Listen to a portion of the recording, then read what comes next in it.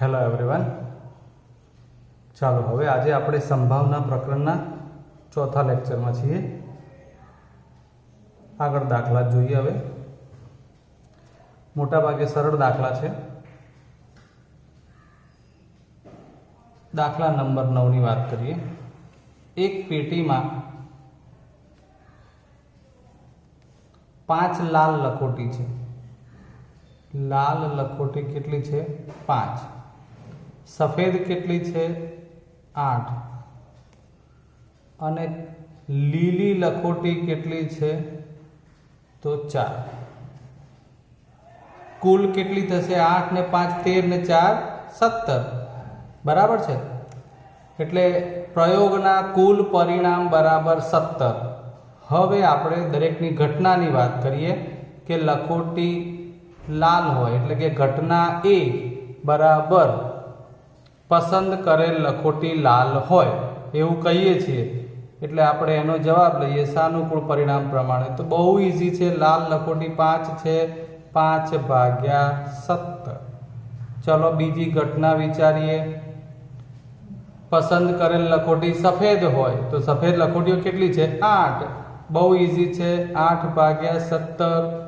ત્રીજી ઘટના વિચારી લઈએ, જેને આપણે ઘટના સી કહીએ. એમાં લખ્યું છે લીલી ન હોય, મતલબ કે આ પસંદ કરેલ લખોટી લીલી ના હોય તો કેવી હોય? તો કે એના સિવાયની જ ગણવાની. એના સિવાયની એટલે કઈ છે? લાલ અને સફેદ. તો લીલી નથી એવી લખોટી 8 અને 5, લાલ અને સફેદ કુલ 13 થશે. માટે એ ઘટના માટે બનશે 13 ભાગ્યા 17. બસ પૂરું થઈ ગયું. ઓકે. 10મો પ્રશ્ન જોઈશું હવે આપણે. 10મા પ્રશ્નમાં પણ જોઈ શકીએ આપણે કે આ 50 પૈસાના સિક્કાની સંખ્યા કેટલી છે? તો કે 50 પૈસાના 100 સિક્કા છે. 1 રૂપિયાના 50 સિક્કા છે. 2 રૂપિયાના 20 સિક્કા છે. અને 5 રૂપિયાના 10 સિક્કા છે. ચલો કુલ સિક્કા ગણી કાઢવાના. 100 50 150 ને 20 170 ને 10 180. ચલો ત્યારે હવે આપણે ઘટના ઉપર ધ્યાન આપીશું. હું લખાણ પૂરું લખતો નથી, બોલી જવું શરૂઆતથી. ધ્યાન આપજો. પહેલી ઘટના એ કરીને લખવાનું. ઘટના એ.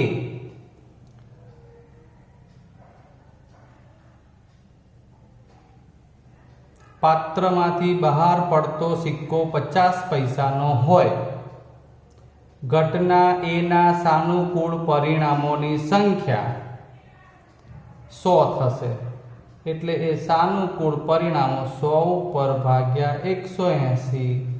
જવાબ શું આવશે? 20 × 5 100 અને 9 એટલે 20 × 9 180. ચલો હવે ઘટના બી માટે. બહાર પડેલ સિક્કો 5 રૂપિયાનો નહીં હોય. આ રહ્યો 5 રૂપિયાના 10 સિક્કા છે. બસ તો પછી 5 રૂપિયા સિવાયના બધા ગણવાના. તો કુલ 180 માંથી 5 રૂપિયાના 10 કાઢી નાખો. કેટલા વધે? 170. તો 5 રૂપિયાનો ના હોય એવા બાકીના બધા જ સિક્કાની વાત કરીએ તો એવા સંખ્યા થશે સાનુકૂળ પરિણામો 170. એટલે એ ઘટના માટે 170 ભાગ્યા 180 એટલે 17 ભાગ્યા 18. અહીંયા ઘટના પૂર્ણ થઈ જાય છે. એટલે આ જવાબ આવશે 17 ભાગ્યા 18. ચાલો મિત્રો હવે આ પુસ્તકમાં 16મો પ્રશ્ન લઈએ. ખામીવાળી પેન. ખામીવાળી પેન કેટલી છે? 12.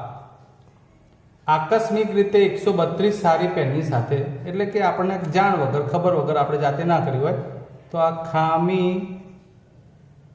વગરની, જેને આપણે સારી કહીએ, પેન 132 છે. કુલ કેટલી થશે? 144. ખામીવાળી એટલે ખામીયુક્ત 12 પેન છે. ખામી વગરની એટલે સારી 132 પેન છે.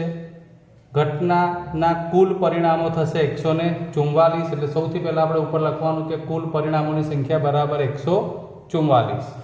હવે ઘટના માટે લખવું હોય તો અહીં પહેલા આપણે સીધો જવાબ લેવો છે, એટલે પી ઓફ એ યાદચ્છિક રીતે કાઢવામાં આવે છે. કાઢવામાં આવેલી પેન ખામી રહિત છે. કેવી? ખામી રહિત છે. તો ખામી રહિત પેન આપણી પાસે કેટલી છે? ખામી રહિત એટલે ખામી વગરની કેટલી? 132.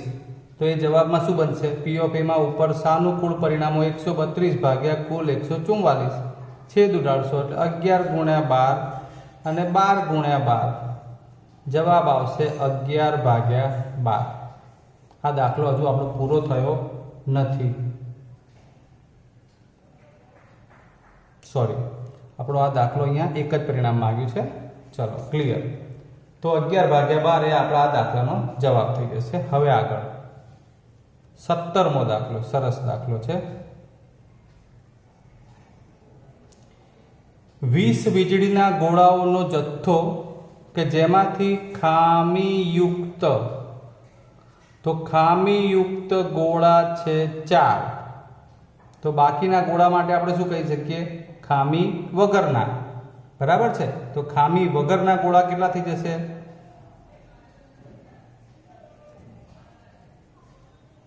16. કુલ ગોળા 20. ચલો, 20 વીજળીના ગોળાઓનો જથ્થો છે, 4 ખામીયુક્ત ગોળા ધરાવે છે. આ જથ્થામાંથી એક ગોળો યાદચ્છિક રીતે કાઢવામાં આવે તો આ ગોળો ખામીયુક્ત હોય. અરે મિત્રો, ક્યાં બહુ કામ કરે. ખામીયુક્ત ગોળા છે 4 એટલે ઘટના એ કહીએ તો સીધું જ 4/20 1/5 એનો જવાબ થઈ ગયો. પહેલો જવાબ પૂરો થઈ ગયો છે. કેટલો જવાબ હતો? 1/5. હવે બીજા પ્રશ્નમાં કંઈક કહ્યું છે, સમજવાનું છે. ધારો કે એકમાં, એટલે આ જે જવાબ લીધો આપણે એમાં, એકમાં શું પરિસ્થિતિ છે? 4 ખામીયુક્ત ગોળા છે અને 16 સારા ગોળા છે, એટલે ખામી વગરના કે ખામી રહિત ગોળા છે. એકમાં કાઢવામાં આવેલ ગોળો ખામીયુક્ત નથી. આ ખામીયુક્ત નથી એનો મતલબ કે સારો ગોળો છે. ખામીયુક્ત નથી એટલે ખામી વગરનો ગોળો નથી. બરોબર છે. ખામી વગરનો ગોળો થયો, સોરી, ખામીયુક્ત એટલે ખામી સાથેનો કહેવાય, એટલે ખામી વગરનો ગોળો નથી એનો મતલબ કે સારા ગોળા થયા. તો એવા સારા ગોળા જે એકમાં હતા ને 16 એની વાત છે, અને તેને પાછો મૂકવામાં પણ નથી આવ્યો. હવે બાકીના ગોળામાંથી એક ગોળો યાદચ્છિક રીતે કાઢવામાં આવે છે. તો આ ગોળો ખામીયુક્ત ન હોય તેની સંભાવના કેટલી? ફરીવાર આપણે જોઈ લઈએ કે આપણી પાસે એકમાં 16 ગોળા એવા છે કે જે ખામી રહિત છે, ખામી વગરના છે, ખામીયુક્ત નથી. બરાબર છે. એમાંથી આપણને શું કહે છે કે એક ગોળો કાઢવાનો છે. એટલે હવે આપણી પાસે બચશે કેટલા ગોળા જથ્થામાં? 15. તો આ ઘટના માટે, આ બીજા નંબરની ઘટના માટે ખામી વગરના ગોળા થઈ જશે 16 - 1 એટલે 15 ધ્યાનમાં લેવાના થાય. બરાબર છે. અને કુલ ગોળા કેટલા થશે? એક ઓછો થઈ ગયો છે એટલે 20 માંથી એક ઓછો થાય એટલે 19. એટલે તમારે માટે ઘટનામાં એવું બને કે ઘટના બી કેવો હોય કે કાઢેલો ગોળો ખામીયુક્ત નથી. બરોબર, ફરીવાર સમજી લેજો. ઘટના બીને આપણે શું કહી શકીએ? અહીં ઘટના બી બરાબર કાઢેલો ગોળો ખામીયુક્ત નથી. ઘટના બીના સાનુકૂળ પરિણામની સંખ્યા કેટલી બને? 15. અને માટે પી ઓફ બી બરાબર 15/19 આ આપણો જવાબ થઈ જાય. કેમ એવું? તો આપણને કહ્યું છે કે એકમાં કાઢવામાં આવેલ ગોળો ખામીયુક્ત નથી અને તેને પાછો મૂકવામાં પણ આવ્યો નથી, એટલે એક ગોળો એ રીતે ઓછો કર્યો હતો માટે. હવે 18મો દાખલો લઈએ. એક ખોખામાં 1 થી 90 સુધીના અંક લખેલી 90 ગોળ તકતીઓ છે. કેટલી ગોળ તકતીઓ છે આપણી પાસે? 90. એટલે કુલ પરિણામો થઈ જશે 90. જો ખોખામાંથી એક ગોળ તકતી યાદચ્છિક રીતે કાઢવામાં આવે અને તેના પર 2 અંકની સંખ્યા હોય, વાત તકતી ઉપર કરી હોય, કાર્ડબોર્ડ ઉપર કરી હોય, ગમે તેની ઉપર, પણ મૂળ વાત આપણી પાસે 1 થી 90 લખેલી સંખ્યા છે.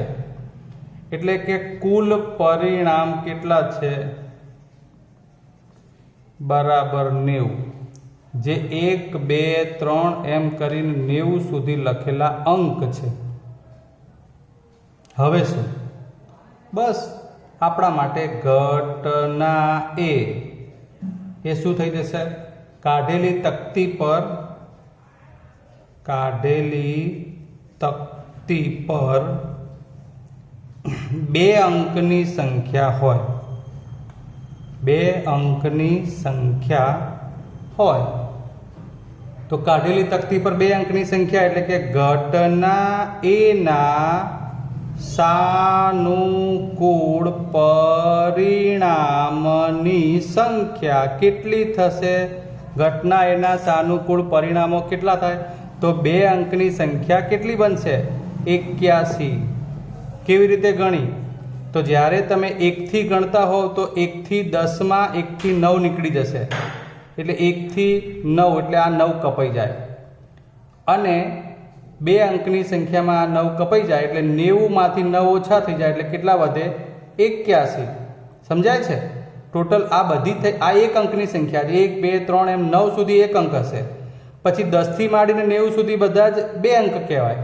એટલે કુલ 90 અંકમાંથી 1 થી 9 કાઢ નાખો એટલે કે 9 નીકળી જાય એટલે વધે 81. માટે ઘટના એ માટે એટલે કે એ ઘટનાની સંભાવના 81 ભાગ્યા 90, 9 9 81, 10 9 90. આ જવાબ બને.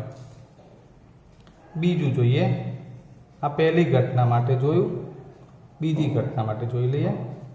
બીજી ઘટના શું કહે છે કે સંખ્યા પૂર્ણ વર્ગ હોય. ચાલો જોઈએ પૂર્ણ વર્ગ સંખ્યાઓ કઈ બને. 1 થી 90 ની અંદર જ વિચારવાની છે. તો કઈ આવશે? 1 4 9 16 25 36 49 64 અને 81. ક્લિયર? 1 2 3 4 5 6 7 8 અને 9. તો ઘટના બી માટેની સંભાવના કેટલી થાય? 9 સાનુકૂળ પરિણામો થયા 90, 1 ભાગ્યા 10. પૂર્ણવર્ગ સંખ્યાઓ કેટલી મળી હતી? 9. એટલે આપણા સાનુકૂળ પરિણામો થઈ ગયા. તો સાનુકૂળ પરિણામની સંખ્યા 9, નીચે કુલ પરિણામો 9 ભાગ્યા 90, 1 ભાગ્યા 10. Okay, next. હજુ ત્રીજી ઘટના માટે જોઈ લઈએ.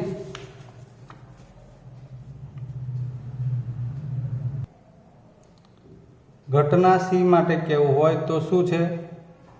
5 વડે વિભાજ્ય સંખ્યા હોય. ચલો 5 વડે વિભાજ્ય સંખ્યા કઈ? તો 5 ના અવયવી જ મિત્રો. 5 નો ઘડિયો બોલતા જવાનો. 5 એકા 5, 5 દુ 10, 5 તરી 15, 5 ચોક 20.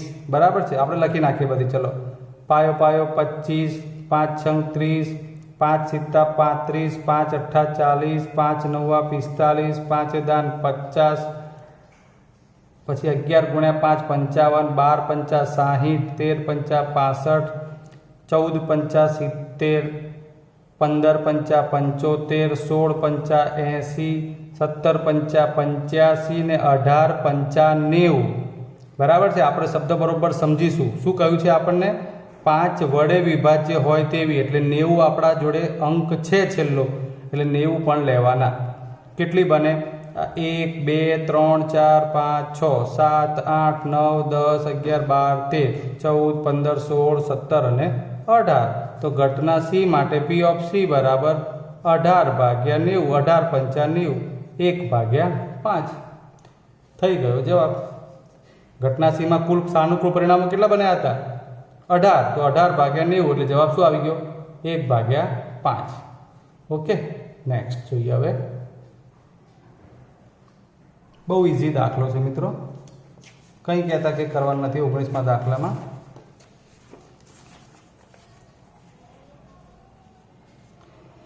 એક બાળક પાસે એવો પાસો છે કે જેની 6 સપાટીઓ નીચે આપેલા અક્ષરો બતાવે છે. એટલે કે આપણે જેમ 1 2 3 4 5 6 પાસા પર જોતા તેમ કે અહીંયા A B C D E અને A કેટલી વાર છે? 2 વાર. શું કહે છે કે પાસાને એકવાર ઉછાળવામાં આવે છે તો પાસા પર A મળે. હવે એ છે કેટલી વાર? 2 વાર. તો 2 ભાગ્યા કુલ પરિણામ કેટલા છે? 6, 1 ભાગ્યા 3 જવાબ. ક્યાં કંઈ કરવાનું છે આમાં? તો પાસા પર ડી મળે. ડી કેટલી વાર છે? એક જ વાર. તો 1/6 થઈ ગયો એનો જવાબ. બરાબર છે. એટલે આમાં કંઈ બહુ જાજુ વિચારવાનું આવતું નથી. એટલે આ પણ પ્રશ્ન અહીંયા પૂરો થઈ જાય છે.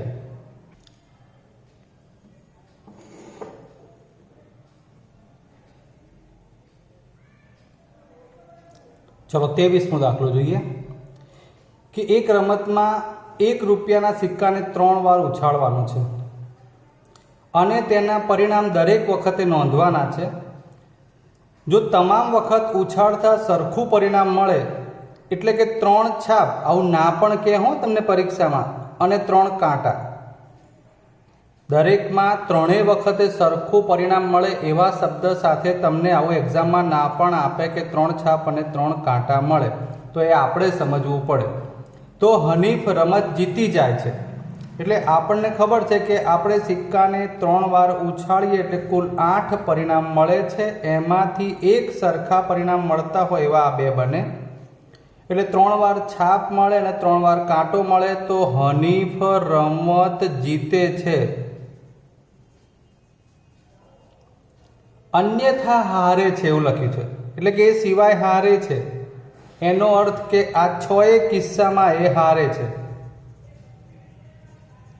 આ 6 એટલે કે આ 3 કાંટા અને 3 છાપ સિવાય જે બી પરિણામ મળે છે એ 6 કિસ્સામાં એ હારે છે. શરૂઆતમાં ફરીવાર હવે કહી દઉં કે એક સિક્કાને 3 વાર ઉછાળો કે 3 સિક્કાને એક સાથે ઉછાળો, એ ઘટનામાં કુલ 8 પરિણામ મળે જે લખ્યા છે. 3H 3T 2H 1T HTH THH HTT THT TTT અને H, જેમાંથી એક સરખા પરિણામ માટે હનીફ જીતે છે અને બાકીના માટે હારે છે. એટલે હારે છે એવા પરિણામોની સંખ્યા 6, જીતે છે એવા 2. બસ. તો પછી શું લખ્યું છે કે હનીફ રમત હારે તેની સંભાવના. બોલો શું થશે મિત્રો? બહુ ઇઝી થઈ ગયું. રમત એની હારવી એનો મતલબ કે પરિણામ કેટલા થાય? 6 અને કુલ પરિણામ કેટલા આવશે? 8. તો એની સંભાવના થઈ ગઈ 3/4, 3/4. આ માગેલ બાબત છે. તો જીતે છે એની સંભાવના પૂછી હોય તો શું આવે એ તમે વિચારજો જાતે. બરાબર છે. એમાં આપણે ચર્ચા નહીં કરીએ અત્યારે. ચલો હવે આપણે આમાં હજી એક દાખલો જોઈ લઈએ. 24મો, સોરી અહીંયા આપણે 25મો દાખલો જોવાનો છે. નીચેનામાંથી કઈ દલીલો સાચી છે? બહુ ઇઝી છે. પહેલામાં એવું લખ્યું છે કે જો 2 સિક્કાને એક સાથે ઉછાળવામાં આવે તો 3 શક્યતાઓ મળે છે. 2 સિક્કાને ઉછાળવાથી પહેલી તો વાત જ એ કે શક્યતાઓ 3 ના મળે, 4 મળે. તે આપણને ખબર જ છે. કઈ કઈ? તો આ લખી 2 વખત H મળે, 2 વખત T મળે, એકવાર H પછી T મળે ને એકવાર T પછી H મળે. તો 2 છાપ એટલે ક્યાં? અથવા 2 કાંટા એટલે ક્યાં? અથવા પ્રત્યેકનો એક કે છે. એટલે આ બેમાંથી કોઈ એક જ ગણે છે. આ પ્રત્યેક પરિણામની સંભાવના 1/3 એમ કે છે. એટલે એમણે શું ગણ્યું કે એ 3 સંભાવના હોય, 3 શક્ય પરિણામ, તો આની એક, આની એક, નાની એક, એટલે દરેકની સંભાવના થાય 1/3 1/3 1/3.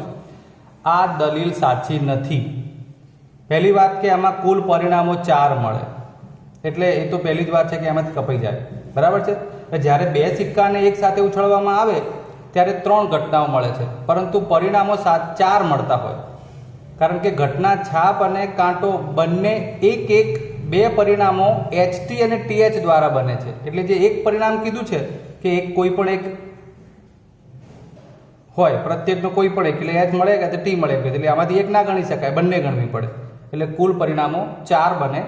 માટે આ દરેકની સંભાવના જવાબ જોવો હોય તો આની જે સંભાવના થાય 2 એટલે 1/4, આ પણ 1/4, અને એક વખતે કોઈ પણ એક મળે એવા 2 પરિણામ છે. એટલે આ 2/4 એટલે એનો જવાબ આવે 1/2. એટલે એ જવાબ 1/4, 1/4 અને 1/2 આવે. સમજી ગયા? હવે બીજો પ્રશ્ન વાંચો, પાસાવાળો. જો પાસાને ઉછાળવામાં આવે, પાસા શબ્દ સાથે આપણને ખબર જ છે કે એની પર 1 2 3 4 5 અને 6 આટલા અંક લખેલા હોય. તો પાસાને ઉછાળવામાં આવે તો એ સંખ્યા અયુગ્મ અથવા યુગ્મ મળે છે. આ દલીલ સાચી છે. કેમ કે પાસા પર મળતા અંકો 1 2 3 4 5 અને 6 હોય, જેમાંથી આ 3 અંકો અયુગ્મ છે, 2 4 અને 6 એ યુગ્મ છે. તો એ દરેક માટે અયુગ્મ તમારે પી ઓફ અયુગ્મ અંક હોય એવું વિચારવું હોય તો એમાં કેટલી સંખ્યા પરિણામો બને? 3. 3 ભાગ્યા 6 એટલે એનો જવાબ 1/3. અથવા પી ઓફ યુગ્મ એવું કહેવું હોય એટલે કે બેકી સંખ્યા હોય તો એવી પણ 3 થાય તો 3 ભાગ્યા કુલ 6 એટલે 1/3. તો એવા કેસમાં અયુગ્મ સંખ્યા કે યુગ્મ સંખ્યા બંને માટે મળવાની સંભાવના 1/3 થાય એ સાચું પડે છે.